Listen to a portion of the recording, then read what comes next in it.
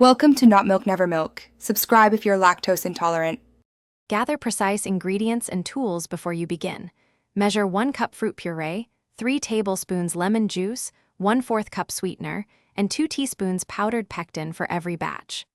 Use a small nonstick saucepan, a silicone spatula, and silicone molds about 1 inch deep to shape gummies uniformly.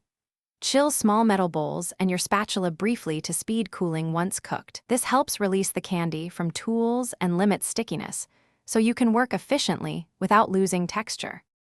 Combine the fruit puree, lemon juice, sweetener, and pectin in the saucepan and whisk until smooth.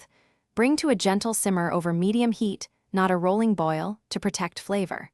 Cook for 6 to 8 minutes while stirring constantly, and test by dipping the spatula. The mixture should coat it thickly or reach 220 degrees F on a candy thermometer. Remove from heat, add 1/4 teaspoon flavor extract if desired, and whisk for 15 seconds to evenly distribute before molding.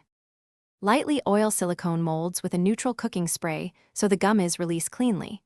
Pour the hot but not scalding mixture into molds using a steady pour or piping bag.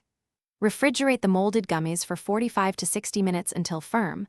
Unmold carefully, then toss gently in 1 teaspoon cornstarch or powdered sugar to prevent sticking and improve shelf appearance.